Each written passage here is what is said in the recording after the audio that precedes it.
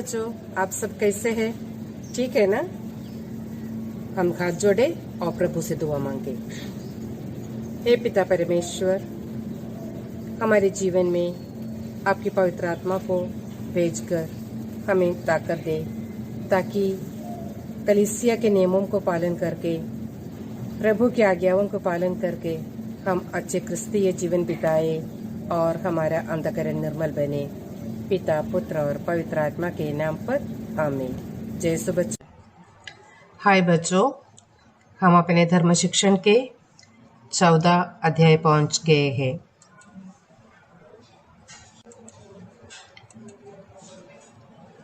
हम ईसा के प्रबोधन के अनुसार मुक्ति की राह पर चलकर अनंत जीवन की ओर सफर कर रहे हैं, है ना? इस 14 अध्याय में हम पढ़ेंगे अंतःकरण का निर्माण।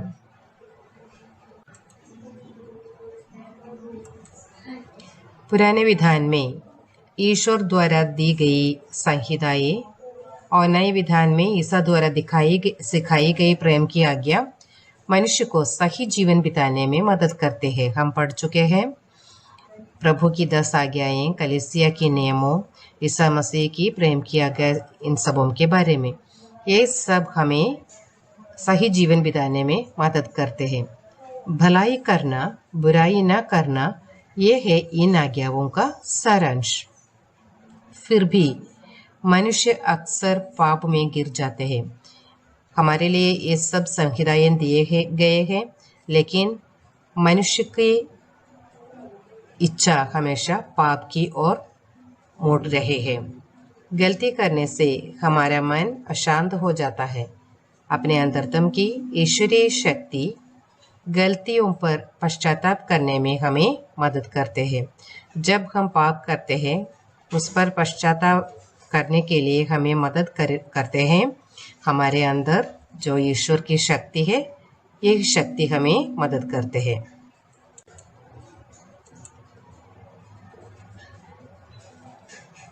अब हम देखेंगे अंतःकरण के बारे में।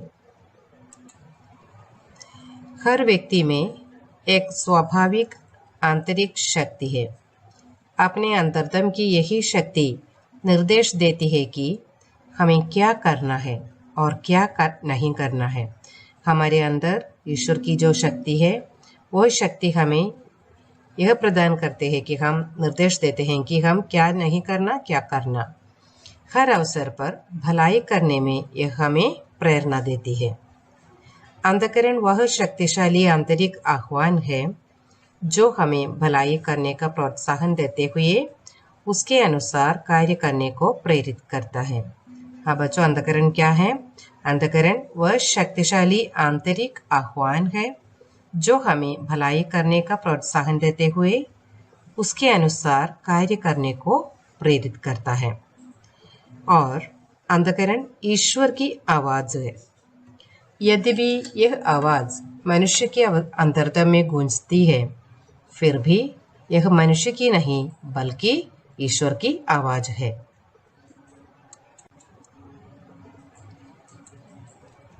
अंतःकरण हमें अच्छाई स्वीकार करने और बुराई छोड़ देने का आह्वान देता है। यदि हम हृदय में गूंजती अंतःकरण की फुसफुसाहट का अनुसरण करें, तो वह हमें भलाई की ओर ले जाएगा। जब हम हमारे अंतःकरण की ओर कान देते हैं, तब हम भलाई की ओर चलते हैं। अंतःकरण का तिरस्कार करने से हमारे मन में बुराई बढ़ती है। द्वितीय वतिकान महासभा अंतःकरण के बारे में हमें यह सिखाती है कि हर मनुष्य के हृदय में ईश्वर द्वारा अंकित एक नियम होता है। द्वितीय वतिकान महासभा के अनुसार अंतःकरण का मतलब क्या है? वो हमारे हृदय में ईश्वर द्वारा अंकित हुआ नियम है।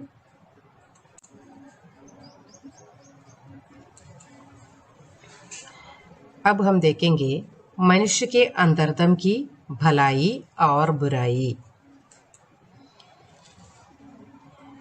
मनुष्य भलाई से प्यार करता है और भलाई करना चाहता है। वह सत्य, न्याय, त्याग, प्यार आदि मूल्यों को अपनाने का इच्छुक है, जो भलाई के भिन्न भिन्न भाग है। भलाई का भिन्न भिन्न भाग है न्याय, त्याग, प्यार, सत्य आदि।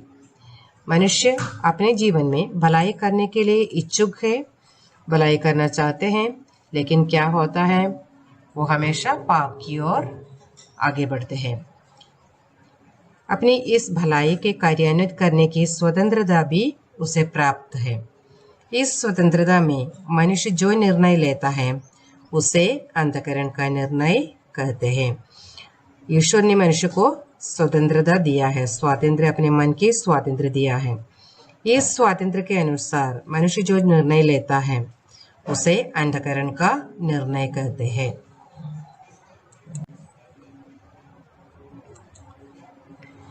मनुष्य जो भलाई से प्यार करता है वह अक्सर बुराई करते हुए दिखाई देता है।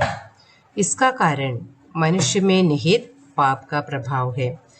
हम भलाई करने को चाहते हैं लेकिन पाप करते हैं। इसका कारण क्या है? हमारे अंतर्तम में रहते हुए पाप है।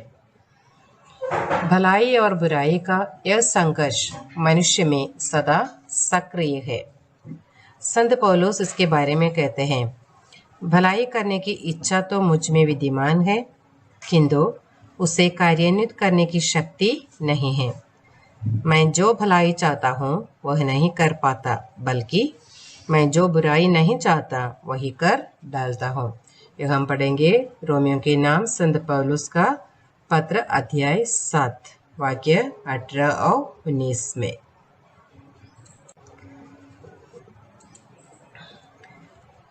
अंतःकरण के बारे में पवित्र ग्रंथ क्या बोलते हैं हम देखेंगे अभी।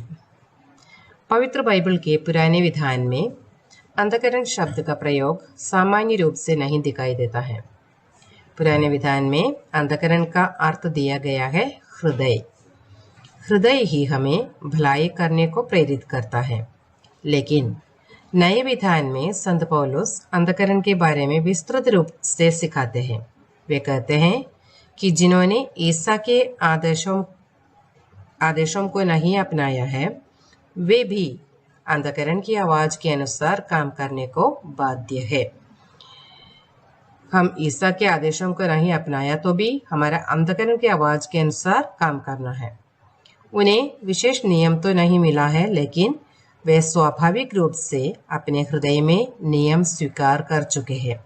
उनके लिए अपने अंतःकरण का अनुसरण करना नियम का पालन करने के समान है।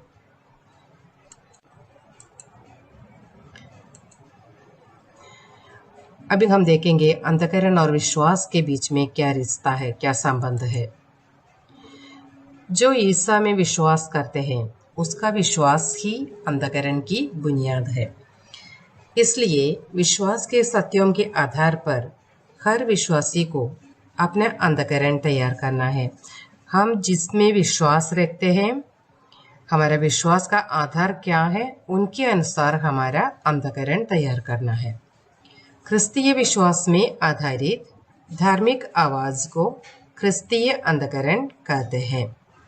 तो जैसे हम ईसाई क्रिस्तीय समूह क्रिस्त की ईसा की तत्वों के ऊपर हमारी धार्मिकता बनाती है, और तो हमारा अंतःकरण क्रिस्तीय अंतःकरण बन जाते हैं।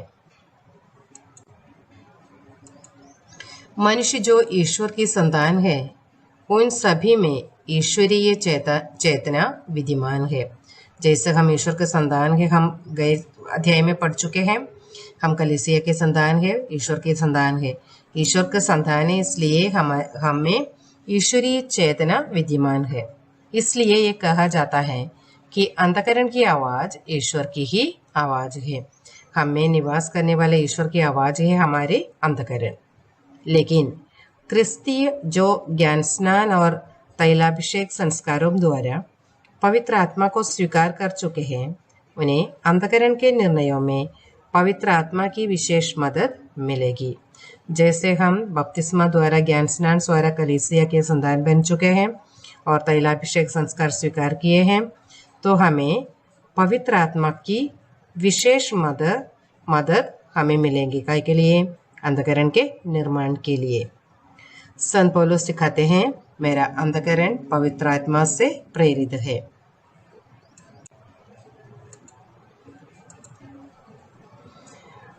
हम देखेंगे अभी अंतःकरण का निर्माण हम कैसे कर सकेंगे। मनुष्य जो भलाई चाहने पर भी बुराई करते हैं, उन्हें भलाई में दृढ़ बने रहने में सच्चे अंतःकरण की निर्माण आवश्यक है। सच्चा अंतःकरण बनाने में हमारे मदद मिलते हैं हमारी धर्म की वजह से, और वास्तविक क्रिस्तीय जीवन में सच्चे अंतःकरण का निर्माण आवश्यक है। अच्छे क्रिस्तीय जीवन बिताने के लिए हमारा अंतःकरण भी अच्छे निर्माण करना है। भलाई और बुराई को पहचानना ही अंतःकरण के निर्माण का प्रथम कार्य है।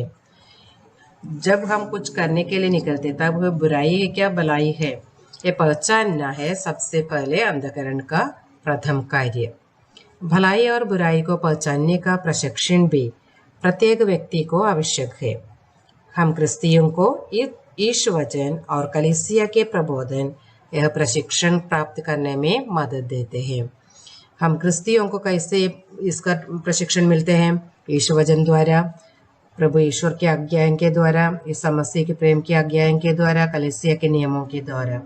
ये सब हमें अच्छे क्रिस्तीय अंतःकरण निर्माण करने के लिए, भलाई और बुराई में अच्छी चुनौती करने के लिए, पहचानने के लिए हमें मदद करते हैं।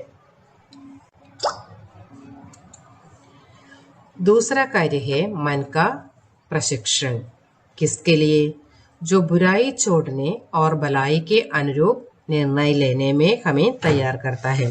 सबसे पहला भलाई और बुराई का पहचानना, और दूसरा कार्य है बुराई को छोड़ना और भलाई के अनुरूप निर्णय लेना।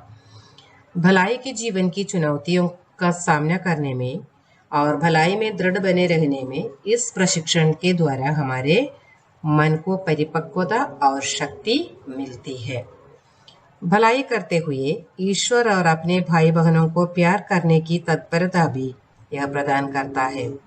तो हमारे अंतःकरण अच्छी तरह निर्माण करें तो हम ईश्वर प्रभु की आज्ञाओं पालन करेंगे, प्रभु की समस्या की प्रेम की आज्ञा पालन करेंगे, कलीसिया के नियमों में पालन करेंगे, वैसे भ्रातृ प्रेम में हम आगे बढ़ेंगे। ये सब है अंतःकरण के निर्माण में हमारी मदद करने की महत्वपूर्ण बातें। इन सब कार्यों के लिए हम क्या करना है? अंतःकरण अच्छी तरह निर्माण करना है।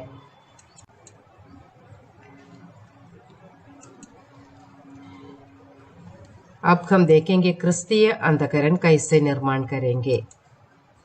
ईश वचन और कलीसिया के प्रबोधन के अनुसार गढ़ा हुआ अंतःकरण है क्रिस्तीय अंतःकरण। हम देख चुके हैं। जिस अंतःकरण का निर्माण सही रूप से नहीं हुआ है उसका निर्णय गलत हो सकता है। अगर अंतःकरण का सही निर्माण नहीं हुआ तो उनका निर्णय भी सही नहीं होगा। इसलिए हमें क्रिस्तीय अंतःकरण के निर्माण में ध्यान रखना चाहिए।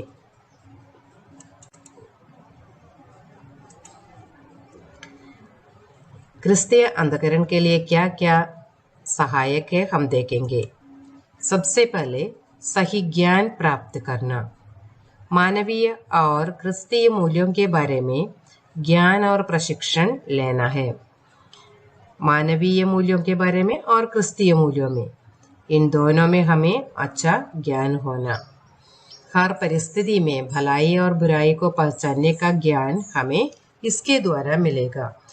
अगर मूल्य क्या है नहीं मालूम होते तो उसको कैसे अपन चुनेंगे। इसलिए मानवीय मूल्य और क्रिस्तीय मूल्यों के बारे में हमें अच्छा ज्ञान होना जरूरी है। और दूसरा है संदेहों को दूर करना। हमारे मन में जो भी संदेह आता है उसको दूर करना। कैसे संदेह दूर करेंगे हम देखेंगे। भलाई और बुराई के विषय में सही ज्ञान के आधार पर ही हमें निर्णय लेना है। यदि हमें कुछ संदेह है तो उसे दूर करने के लिए अच्छी पुस्तकें पढ़ना या किसी ज्ञानी से पूछना चाहिए। अगर कुछ बातों में हमें संदेह आए तो उनके बारे में जो लिखा हुआ है वो पढ़ कर देखना, नहीं तो क्यों ज्ञानी जो हमसे जो बड़े हैं उनसे पूछना। ऐसे हमारे मन से कैसे तो भी सब संदेह दूर रहना, तब हम सही निर्णय ले सकेंगे। तीसरा है मन की स्वतंत्रता बनाए रखना। यदि स्वतंत्रता है तो ही अंतःकरण का कार्य सही होगा। अपनी स्वार्थता और दूसरों के असीमित प्रभाव के कारण अंतःकरण की स्वतंत्रता नष्ट न होने का ध्यान रखना है। हमारे अंतःकरण दूसरों से प्रभावित नहीं होना देना। उनके जबरदस्ती से कोई कुछ हमें करवाने का, हमें बोलने का, उसका अवसर हम कभी नहीं देना। हम जो करते हैं उसका जिम्मेदारी हमारे ऊपर है, तब ही हम अंतःकरण की प्रेरणा के अनुसार कार्य कर सकेंगे।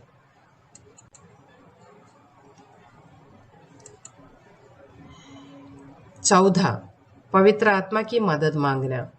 भलाई और बुराई को पहचानने में और भलाई को चुनकर कार्य करने में हमें पवित्र आत्मा की शक्ति की जरूरत है। हम देख चुके हैं, संत पौलुस कहते हैं पवित्र आत्मा के शक्ति से अंतःकरण प्रेरित होना है। पवित्र आत्मा के वरदान इसमें हमारी मदद करेंगे, इसलिए पवित्र आत्मा की शक्ति के लिए हम रोज प्रार्थना करनी चाहिए। हाँ बच्चों, हम देख चुके हैं ईश वचन, पवित्र कलीसिया के नियमों, प्रभु की आज्ञाएं, ईसा मसीह के प्रेम की आज्ञा, इन सबों के अनुसार गढ़ा हुआ क्रिस्तीय अंतःकरण ईसा के यथार्थ शिष्य के जैसे जीवन बिताने में हमारी सहायता करेगा। अगर अंतःकरण का सही निर्माण हुआ है तो सही रूप से अपने आप को जांच करने और उसके अनुसार जीवन को सुव्यवस्थित करने में हम सक्षम हो जाएंगे। अगर हमारा अंतःकरण बराबर निर्माण नहीं हुआ तो हमारे सब काम बुराई की ओर जाएगा, हम अच्छे कार्य करने में हम सक्षम नहीं होगा। समस्याओं से भरे आज के युग में सही क्रिस्तीय जीवन बिताने में उपयुक्त मार्ग है उत्तम क्रिस्तीय अंतःकरण। आजकल अच्छे क्रिस्तीय जीवन बिताने के लिए उत्तम क्रिस्तीय अंतःकरण का निर्माण करना बहुत जरूर है। ठीक है बच्चों, हमें पढ़ने के लिए और वर्णन करने के लिए दिया हुआ वचन है रोमियों के नाम संत पौलुस का पत्र, अध्याय 2 वाक्य 1 से 16 तक। और हमारे मार्गदर्शन के लिए दिया हुआ पवित्र वचन है, वे निर्मल अंतःकरण से विश्वास के प्रति ईमानदार रहे। और हमें करने के लिए दिया है अंतःकरण और उसे प्राप्त प्रेरणा के बारे में 5 वाक्य लिखिए। और हमारा निर्णय, अंतःकरण की आवाज को कान देकर उसके अनुसार मैं कार्य करूंगा या करूंगी। अब हम कुछ प्रश्नोत्तर देखेंगे। पहला, अंतःकरण का मकसद क्या है? दूसरा, अंतःकरण और विश्वास का क्या आपसी संबंध है? तीसरा, अंतःकरण क्या है? चौथा, अंतःकरण का निर्णय किसे कहते हैं? पांचवा, अंतःकरण के बारे में पवित्र ग्रंथ क्या सिखाता है? छठवां, अंतःकरण का निर्माण क्यों जरूरी? प्रभु आपको आशीर्वाद दे। धन्यवाद। तो बच्चों, हम पढ़ चुके हैं अंतःकरण क्या है और हमें अंतःकरण कैसे बनाना है, क्रिस्तीय अंतःकरण क्या है। तो हम क्या करना है, हमारे जीवन में हमारा अंतःकरण निर्मल रखे और अच्छे जीवन बिताए। ठीक है, हाथ जोड़े प्रभु को धन्यवाद देंगे। हे त्रित्व एक परमेश्वर, हम आपको धन्यवाद देते हैं। आज की इस धर्म शिक्षण द्वारा आप हमें हमारे अंतःकरण कैसे बनाना हमें सिखाया है। हमारे जीवन में अंतःकरण की आवाज के अनुसार जीने की शक्ति हमें दे। पिता, पुत्र और पवित्र आत्मा के नाम पर